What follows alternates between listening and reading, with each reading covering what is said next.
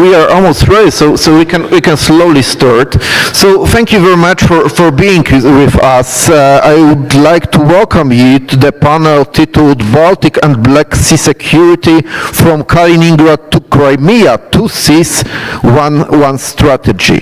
So my name is Tomasz SMURA. I'm a member of the board and director of defense program of the Warsaw Security Forum. It's another conference we organize every year in Poland. Some of you probably know it. We are also partners of this conference, so I'm very proud to represent Warsaw Security Forum here and co-organize this panel with such distinguished guests. Let me start by saying that I think it's kind of the banality to say that waters across Europe right now are not longer a safe zone.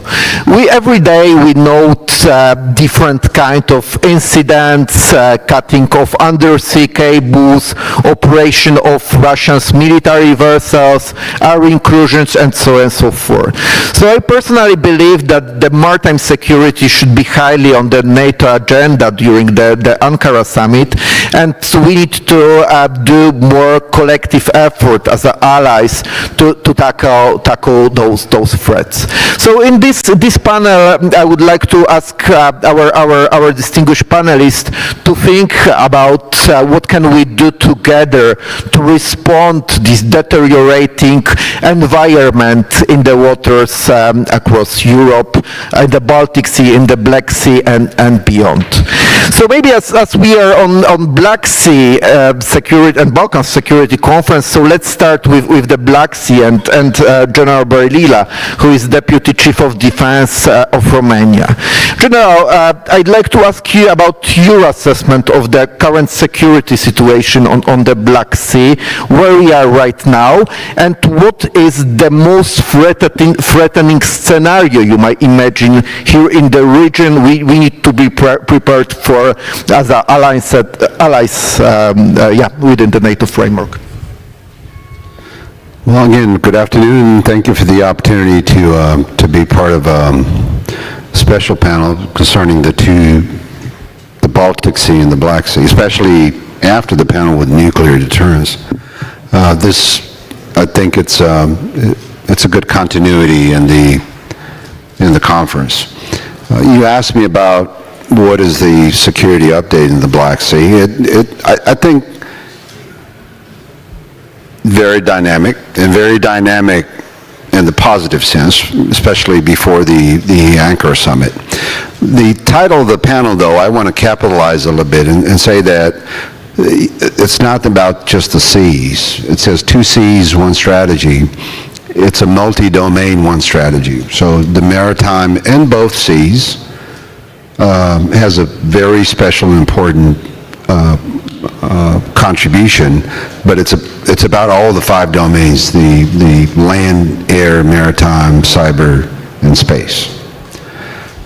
So that's one aspect. The second, another good news, I think. This is not before 2020 anymore. I think the alliance, the ACO, so SACEUR, and the nations work very diligently and implemented in a coherent manner in the national defense plans the DDA, the Deterrence and Defense of the SACEUR's AOR. And that means to take the capabilities, the concept of operation, everything else, and provide coherence, in this case, between the Baltic and the Black Sea. So I think we're much better today in terms of how we build the forces or the requirements, the concept, and we resource the plans to provide between the Baltic and the Black Sea that coherence.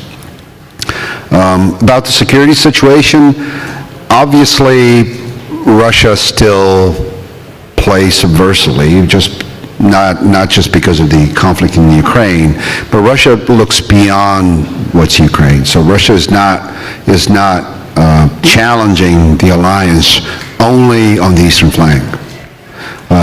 As we heard recently, the Arctic Think about it. So the frozen ocean gets hot, and the metaphor is Russia is playing everything in the Arctic, and this continuity of the 360 environment is very important.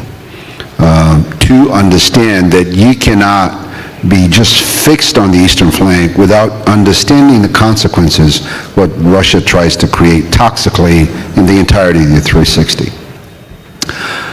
Last but not least, at least for us, I think it's good news. The summit comes to the Black Sea this summer, and for us in uniform, this is a very good opportunity to, including the uniforms, to get together and prepare the summit, not only for assessment, but for foresight and provision to know what we do in the next 1 or 2 years. And I can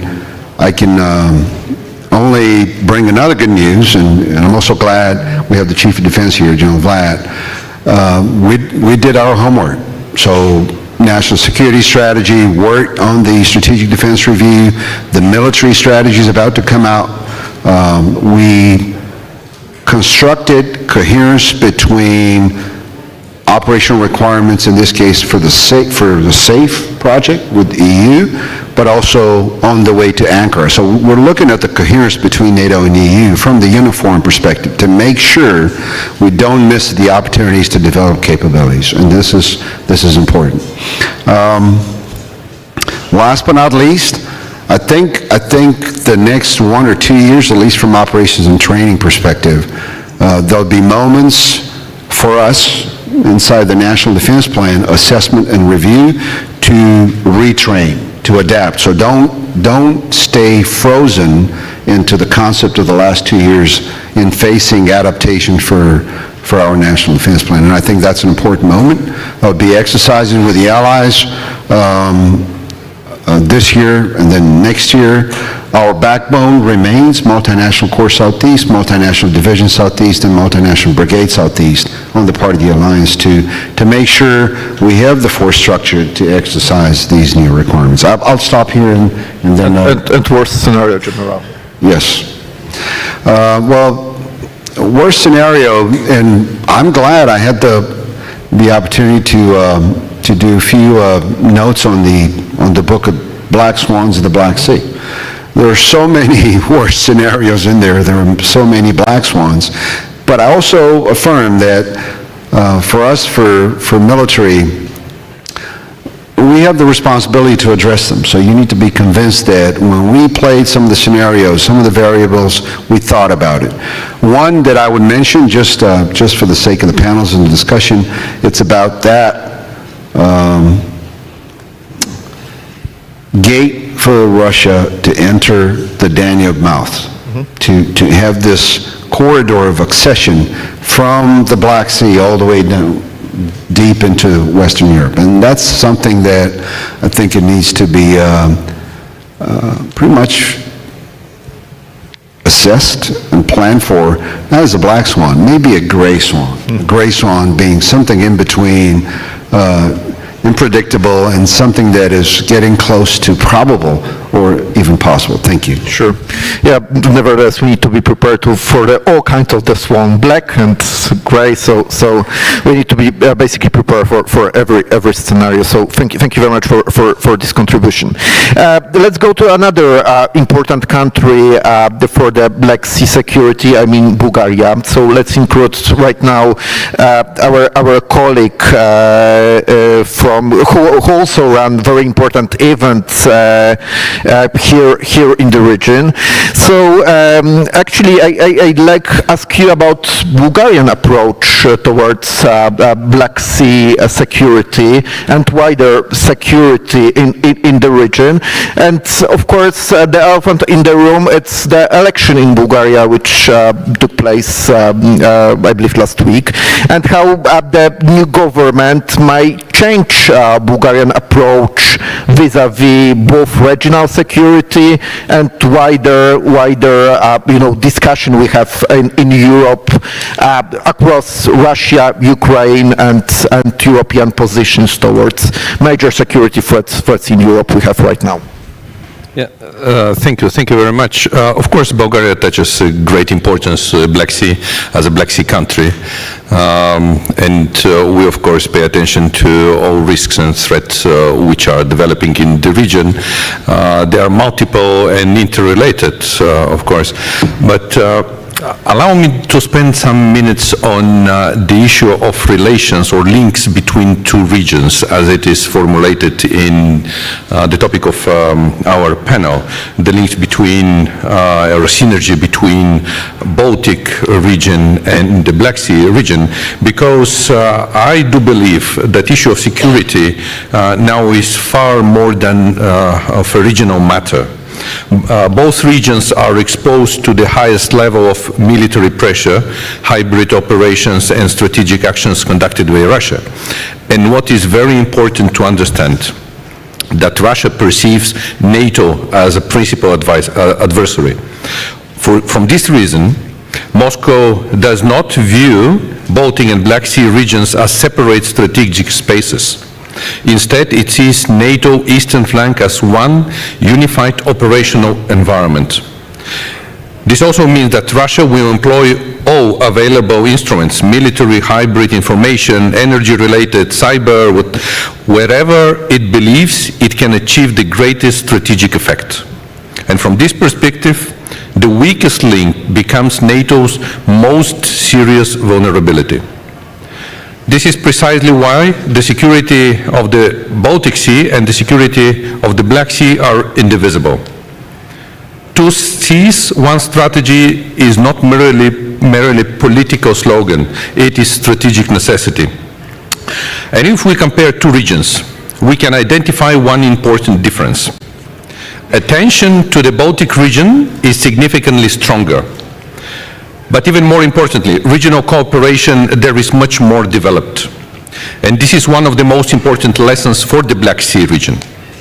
Today, in a complex and multi-domain security environment, and amid emerging transformation of transatlantic relations, regional cooperation has become a key element of deterrence and resilience. And the Baltic states and their partners provide important example of how resilience against military and hybrid threats can be strengthened through closer cooperation, coordination, intelligence sharing, joint capabilities, more exercises, and regional initiatives. And the Black Sea region is also moving out of the periphery of strategic attention. However, we still face deficiencies. And these deficits are primarily related to defense capabilities, but also to regional integration and cooperation. And there is positive developments, of course, and General BERDILЫN also already mentioned some initiatives, but I also mentioned Black Sea mine countermeasure initiatives. We are on the way to establish combined task force Black Sea, etc., etc. But we must state clearly that this is only the beginning.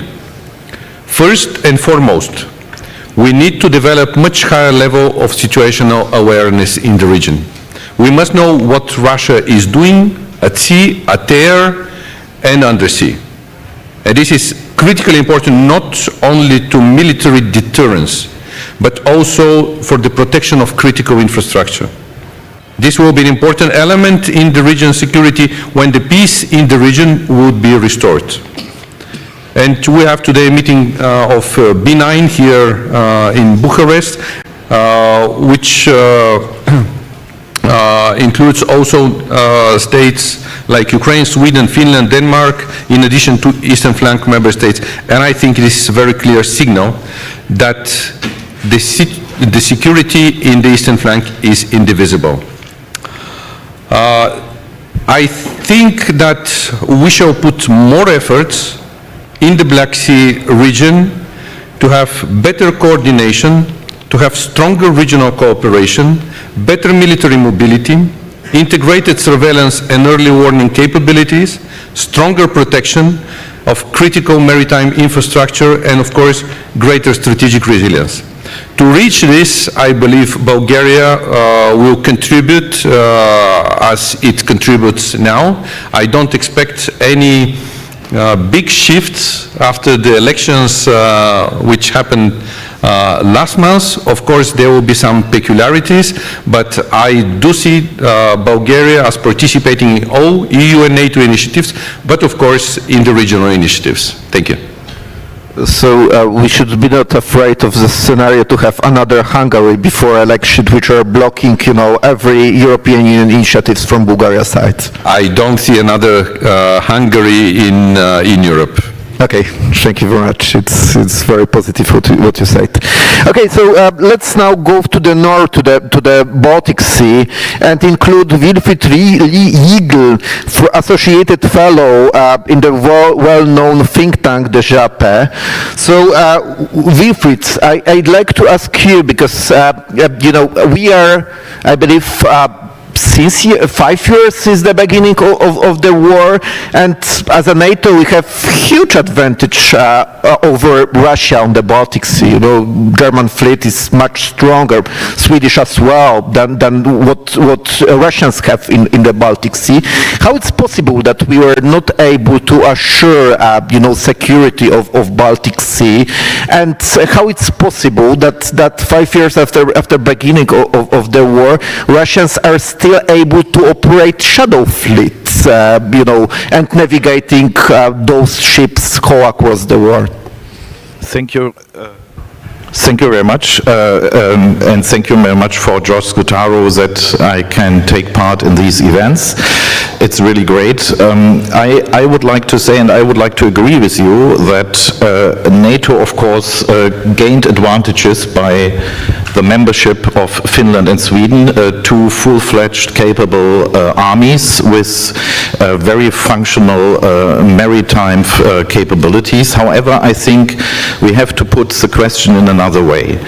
I think what is very important is that Russia, I think, will not provoke NATO on the whole eastern flank at once. I think what Russia will do, and that is a challenge, is to go for so-called limited fait accomplis, which are military underlight and packed into hybrid and hybrid operations and operations of cognitive warfare. And we can look also at some war games which have been conducted in the Baltic Sea when it comes to the position of Kaliningrad, sea bastion, and we see that everything is about speed, and everything is about to have clear protocols of decision making and to have a clear picture when hybrid operations, which are already now so heavy that German legal experts say they can justify a legal case of tension, which should be adopted by Parliament, that we need to know at what point these preparations spill over into a concrete military attack. Because I think the most vulnerable time will be after the first months after the end of the war, when NATO allies will highly be burdened with the implementation of security guarantees in the Black Sea, and I think Russia will try to test the solidarity of Article 5 and to test the solidarity of NATO. I think that is the main thing. I would like to remind you that Bridget Colby officially told us that American soldier will not go for Eastern Estonia.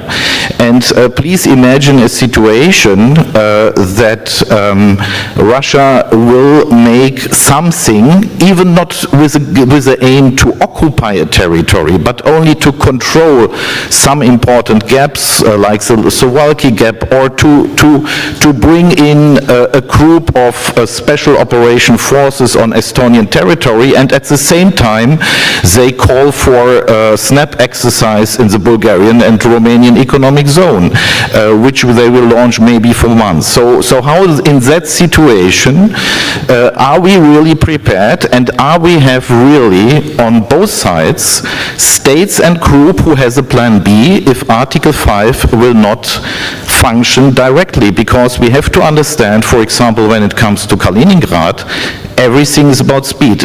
Kaliningrad is an enabler for drawing behind Russian troops in Belarus. So what is important that you really, in the moment that the first Russian touched Estonian, Latvian or other territory, or maybe the island of Rügen, where you, by the way, at the moment have a majority of AfD in the elections, then that means that NATO, as General Bühler has pointed out very clearly, has to destroy immediately all capabilities of air defense and long-range and ballistic missiles in Kaliningrad. And here I come to the next point, which connects vulnerabilities in the hybrid sphere, which I think have to be much more integrated in the regional plans of NATO. When it comes to hardware problems, we should not underestimate.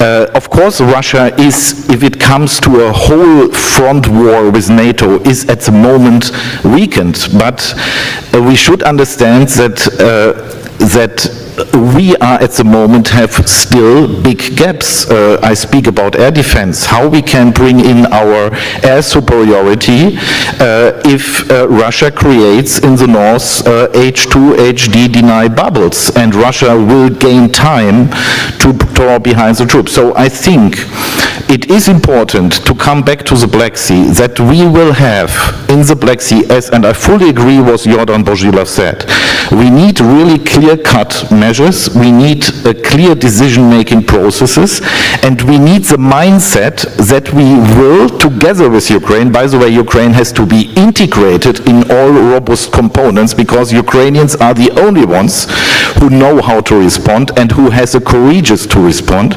that we have a clear posture on both sides. Otherwise, I see a challenge or a threat that we will be overfilled by cognitive warfare, hybrid warfare, and other things. And please take into account, at the moment, Germany, which is an important logistics spender, if it comes to a casualty in the north, I mean, we need also time to bring our troops and to bring the NATO troops through Germany. And so I would also like to accentuate on, we need a much more better military mobility, also when it comes to the lines between Germany and Poland, but we need also better military mobility in the south. And I also would like to remind you on a very concrete connection between Baltic Sea and Black Sea, and that is that Russia now tries to decentralize its fleet. So Russia posture its corvettes and little frigates, not only in the fleet bases in Kaliningrad, but now in Onega-See, in Ladogre-See. It deploys from the south to the north. They are doing and exercising that, and they are not using these facilities anymore for battles on open sea, but to underline and strengthen their long-range capabilities for land targets. And in the background of that, I would like to remind you about our deficits in air defense, about the big problem of PAC-3 anti-ballistic missiles, about the big problem that we still have not enough long-range capabilities to really respond to these things. So I absolutely agree with General BERDILԸ. I think we made big progresses actually in the last 1.5 years, but it is about mindset, it is about resilience against hybrid war, and it is about common, the definition of common conducts of practice to also respond to these hybrids and cognitive warfare threats. And the last point, Shadow Fleet. Do not believe that the few vessels which had been captured in the Baltic Sea by France, by Belgium, have really an impact on the export of crude oil of Russian Federation. The data show us that the only factor who had a really impact in April have been the attacks of Ukrainian army against the ports of Ust-Luga and Primorsk. That really had an impact. All other things had no impact. We still have record and high level export rates, and here also we need come to action. We are discussing that for 2 years. Ukraine is asking us for doing something more robust in that case, and I still see not a clear coordinated based countermeasure on different fields. Commit to environment threats by shadow fleet, commit to sanctioned cases, commit to false flag cases to better cope with that challenge. Thank you. Thank you very much, Wilfried, for this comprehensive presentation, and thanks for including not only maritime dimension, but also air defense and different other dimensions, including Kaliningrad, which is very important focal point when it comes to the security of the Baltic Sea. So let's right now go to our French panelist, Emmanuel, DUPUY, who represent the country which is right now, I believe, the biggest maritime power in Europe, as you overpassed Brits a couple of years ago, and your fleet is the strongest one in Europe. But with the great power also responsibility comes. So actually, we are watching at you, and we are wondering what's the French perspective on the security of Baltic Sea and Black Sea, and what's the French contribution to the maritime security on both areas? Emmanuel, please. Well, I'm not speaking about the French official position, but I do have mine about this subject. I think I will quote what said yesterday Ambassador Yordan, speaking not only about two EU seas, but 3 and 4 dimensions. I think this is important, as Europe is bigger than the 27 states, that we have to assess the fact that we have to protect our seas, which opens to our neighborhood, namely the Caspian Sea, the Red Sea, the Persian Gulf.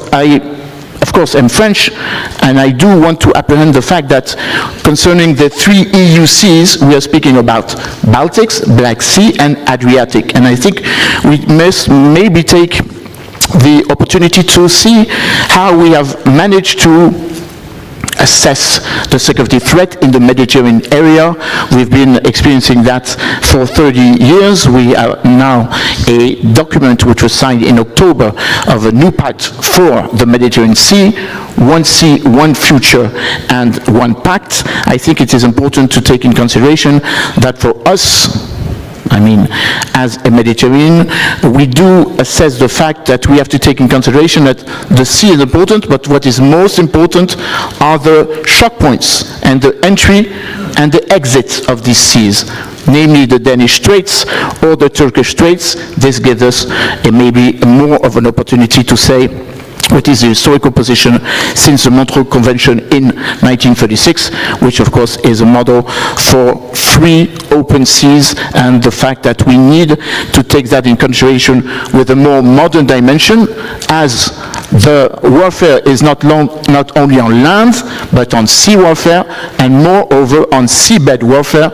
Do have in mind that the shock points are of course essential when it comes to transit of oil and gas. In the Danish Straits, more than almost 5 million barrels a day.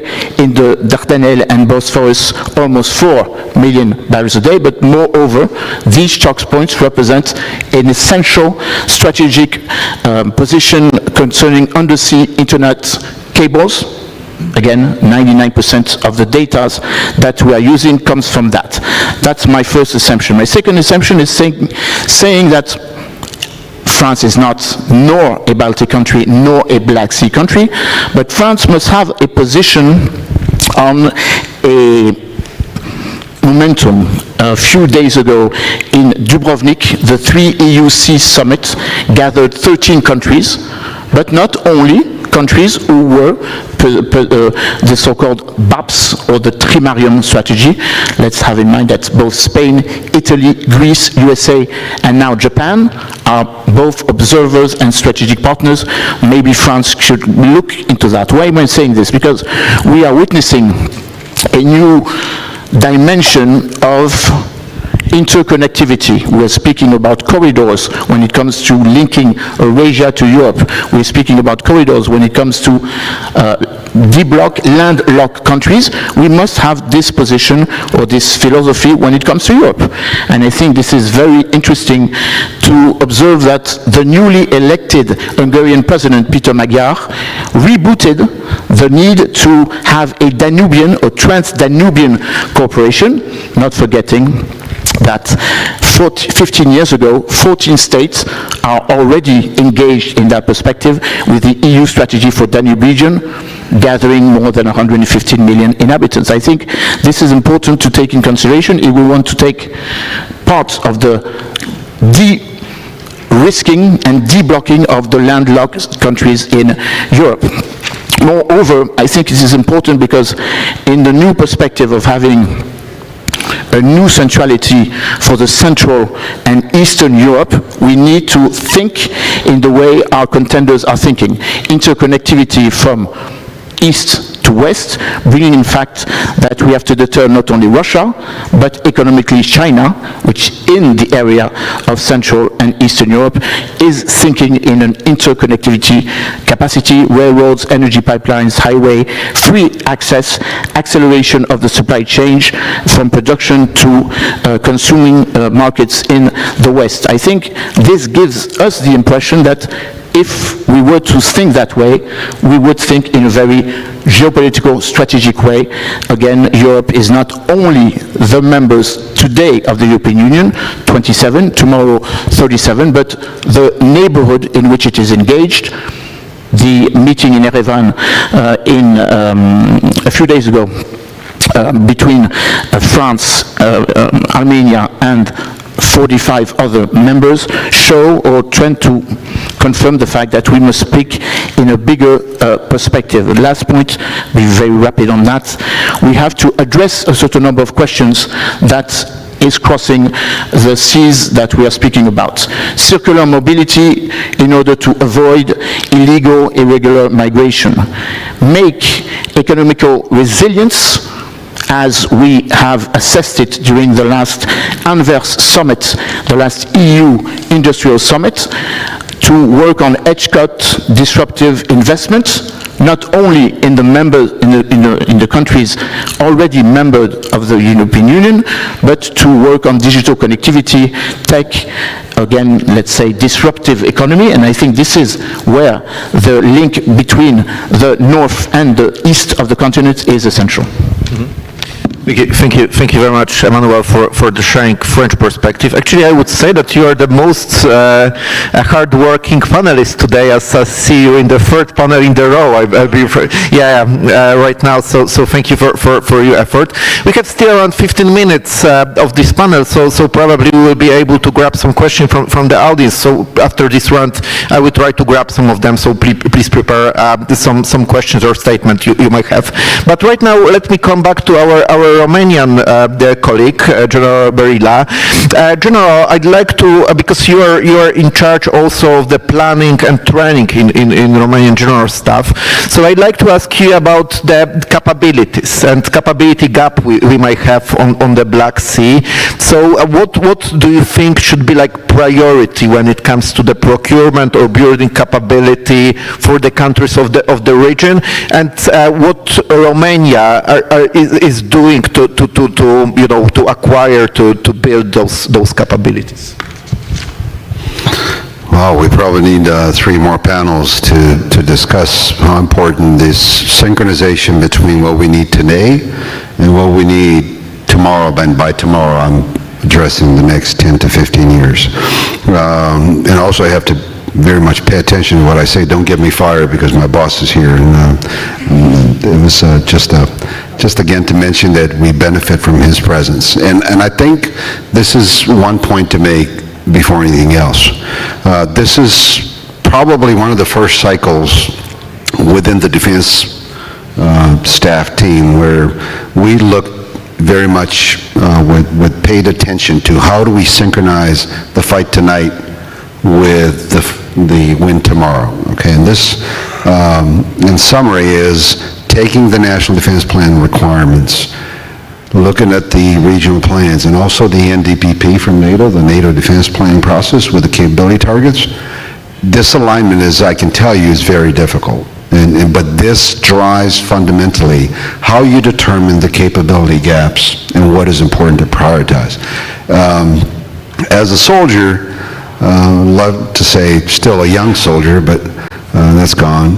I would love to have everything tomorrow or even tonight, but we all know that's not possible. So point number 2, the multi-domain operation concept really helped look at very particular, and going back to our panel discussion, there are differences between the Baltic and the Black Sea in terms of capability. So not all will be cloned or copy and paste, okay? And in this case, for multi-domain operations, an instrument that became comprehensive, it's safe.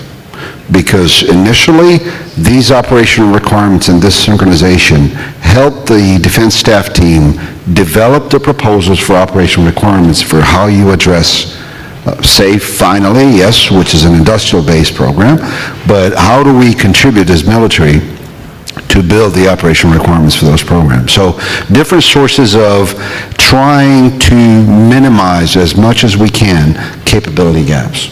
Now, if we were to address the fight tonight, obviously drones, everyone wants to fight and win against the drones.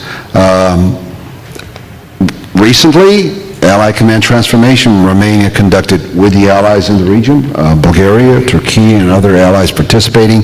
Different companies conducted this exercise, a proof of principle in Black Sea, to determine new solutions and integration to combat drones. But I think this is just a small example. It's not a capability gap, but maybe a capability deficit.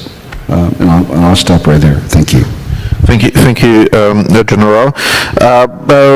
Director BOZHILOV, I'd like to ask you about this softer, let's say, dimension of the security, because I asked General about military capabilities. But what we can do, I mean, on the social and economic level, to prepare both our critical infrastructure, but also our people in our nations around Black Sea or Baltic Sea, to be more prepared for the kind of threats we might face from side of Russia and others. Yeah, of course, we have to be prepared for different scenarios, not only including involvement of armed forces, but also to see how our critical infrastructure is protected, how we are, and to which extent we are resilient to different hybrid threats, including disinformation, including attempts to intimidate, meddling in our political process, etc., etc., etc. And from this perspective, I see 3 levels where we have to put our attention. And first, it's of course national level, our national plans, what we do to be more effective, to be more resilient, to be more prepared. Of course, Bulgaria also spends a lot of resources to improve defense capabilities, to improve our abilities to have a clear picture of what is happening in the Black Sea. But of course it will take time and resources. The next level, of course, it's regional cooperation. I mean, we have to put more efforts to develop regional cooperation between 3 NATO countries, Romania, Bulgaria, Turkey, plus to include Ukraine, of course, in this consideration. And I would say, and again, comparing to Baltic Sea, regional cooperation in the Black Sea still is underdeveloped. We have MCM operation. It will be probably we have added task to protect critical infrastructure, but it is well under the requirements of the current security environment. And of course, we did last several years a lot to attract attention of other countries, and I'm glad that Germany, France are putting more efforts and pay more attention to the Black Sea, because it is important to have our allies with us. And of course, NATO and EU level is also important. EU approved last year a comprehensive strategy or strategic approach to the Black Sea, which is also very important ground for securing the region. Thank you very much. And last question from my side to our French and German colleagues. So we are just more than a month ahead of summit in Ankara, and probably, you know, during the summit we might hear some requests from our colleagues from Washington, you know, to contribute more to the maritime security, probably in the Middle East, but maybe also in the Indo-Pacific. So what do you think, what should be and can be like European contribution to the wider maritime security, you know, somewhere in the Persian Gulf or somewhere in the Taiwan Strait, for example? It's our area of interest, or we should tell our American friends that we need to be more focused on the European security?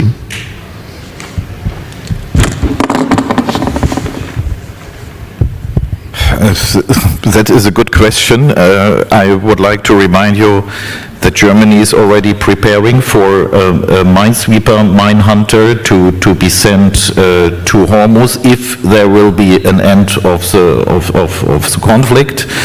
I think what we should do is to understand what we can do that other seas are more secure, because we should understand that for Russia, Black Sea is not only Black Sea. Black Sea and Caspian Sea is something for projecting power in the East Mediterranean. And I would answer in another way.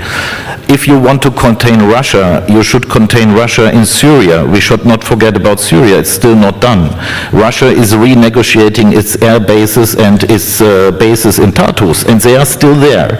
And at the moment, al-Sharaa has no reason to say Russia go out. He would not risk it, and he has other problems with other rivals in the region. So, for example, if we make, for example, the Syrian reconstruction safe as possible, Russia will be out in that region, and that is a big problem for them, and that is a good thing for us in the Mediterranean. But the basis for all that we should understand is the sea bastion principle of Russia, which they are playing out in the Caspian and Black Sea region. That's their basis from where they are operating. So if we contain Russia in the Black Sea successfully, that automatically has also an outcome in another thing. And another thing I would like to say, Black Swan Georgia. I mean, we should have a strategy how to return, how to bring European and NATO presence into the Southern Caucasus. We cannot let go the things as they are in Georgia. Otherwise, Georgia will become a hanging fruit, low-hanging fruit for Russia. And we should understand that Russia is building now and expanding its Ochamchire port, maybe not to station their big facilities, but to control and to give a signal to Georgia. We are watching you. And I think if we really want to have sustainable peace, as you said, Emmanuel, we have to link these regions. We have to have a better understanding of all that, and I think that's it. I would make a little remark also about the Black Sea. I think it will be not sufficient. I clearly say that. I think it will be very important to include Turkey as much as possible into robust maritime components in the Black Sea. That's clear.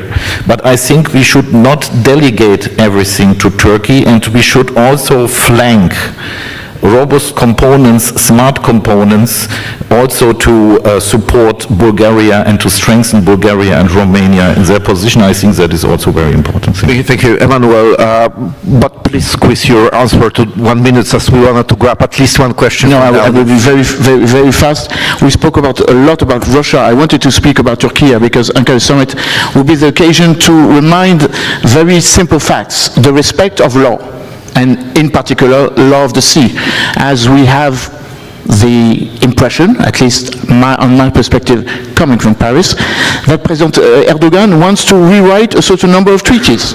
The Montreux Treaty, allowing him to enter or authorize or not authorize a certain number of ships, but also the Paris 1947 agreements, which concern the demilitarization of the island of Greece.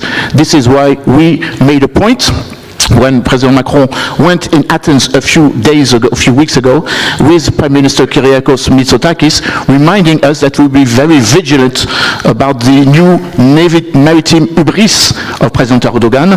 The blue homeland is one thing, but the blue homeland obliges us to remind that there is a certain number of laws when it comes to the respect, the full-fledged respect of exclusive economical zone. We said that in 2017 when there was the illegal positioning of Turkey with the government of National Accord of Tripoli. That's one point. My second point is saying that we have to take in consideration that we must make the Black Sea, the sea with zero problems with all of the neighbors. And then we should remind to Turkey that this is exactly the position it had in 1991 when Mevlut Davutoglu spoke about the necessity to have a NATO sea, a future EU sea, and of course I would hope that Turkey comes back with a more dedication to understand the needs and the perspective of Europe. Thank you very much. As I promised, I would try to grab 1-2 questions from the audience. So I saw Defense Attaché of Germany, Colonel, please, and Jakub Gocimirski from DUPUY. Sebastian Erbe, the Defense Attaché from Germany. Thanks for great comprehensive key messages from that panel. Appreciate it. Let's imagine that George Scutaro was very successful and has put his Black Swan book into the welcome package of the Bucharest 9 meeting and secretly transmitted your panel not only to the B9 but also to all NATO leaders who will participate in the Ankara summit. What is your real expectation of the leaders in Ankara when it comes to the announcements, to realistic announcements in that summit in this region? And Jakub, please make sure your question is very short. Being Polish, working in Norway for last 40 years, and also having a lot of cooperation with the new strategy center in Romania, I'm a little bit puzzled by the fact that another thing has not been mentioned in this context. I mean, when we look at the map of Europe and what has changed on this map, especially along the eastern flank of NATO, then the issue of NATO enlargement to include Sweden and Finland should definitely be a part of this discussion, because this has resulted in NATO-Russia border being twice as long as before this process. So I would like to ask you to share your thoughts about other since the northern areas in this context. Thank you, Jakub. So 1 minute for each of you. So please try to answer both questions and sum up of the discussion. General, starting from you, General. Well, that's an important point, like I said, for the summit in Ankara. But from the perspective of operations and training, and coming with let's say one important point, I think disinformation that there's some sort of fissure or crack in the solidarity of the allies needs to be fought back. I think at least, like I said, from the uniform perspective, I need to not just to reaffirm, no, to affirm that this idea that Russia hybridly introduced is false. No, we stay together, we train in Romania, we train in other allies, we train in the Baltic, we train deep into Europe. I benefit also from our former Chief of Defense of Portugal here. The Portuguese troops are in Craiova for so many years. So this is false. From a military perspective, allies stay together in the 360 environment. And I want to see that confirmation again in Ankara from a military perspective. That'll be all. Last but not least, let's pay attention to the human resource. We can equip with modern and ready to fight capabilities, but let's not forget about recruitment, retainment, and the professional part of that capability. Thank you. Thank you very much. Yordan. I think that it is of utmost importance that Black Sea is already on the radars of EU, NATO, other countries. This is a very good starting point, and we have to build on that. This means we have to strengthen again cooperation, and we have to put more efforts in developing capabilities, both military capabilities, but such capabilities to deal with all types of hybrid threats relevant to the region of Black Sea. Wilfried?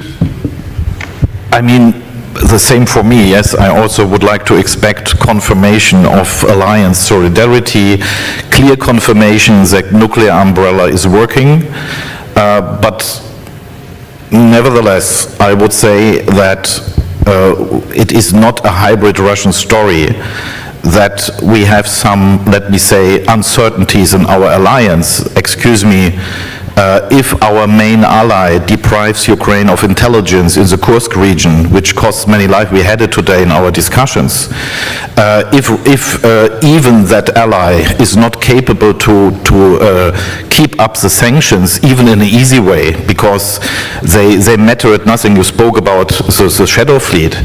So I would like to expect from our American ally more clear processes, more clear wordening, and not to make by themselves opportunities which can be adopted here. I agree with General BERDILṳں, by Russian cognitive warfare. Thank you. Thank you. And Very Emmanuel. rapidly, my expectation for the Ankara summit is to remind our American friends that NATO is about the security of Europe and nothing else. To remind also that tackling your question about Sweden and Finland, happily now in NATO, that we have to do the same thing with the countries who are in NATO but not yet in the European Union. We have to have Norway and Iceland in that perspective, and maybe Canada. We say now in France we called Canada, the Prime Minister of Canada, the 28th leader of Europe. I think we must remind again that the security of the north of the continent must be enshrined in what we managed to do, I think, in a very relatively acceptable way, the security of the South. We have to, after the Union for the Mediterranean, to create a Union of the Baltics. This was on the agenda in 2008. We have to put that back on the table, because now the Baltics is full-fledged a NATO sea. Thank you very much, Emmanuel. I think George just sent us a signal that we need to slowly land. So I'd like to thank you very much for this rich discussion. Thank you to the audience for being with us. Thank you for your activity, and join me in the big round of applause for our panelists. Thank you.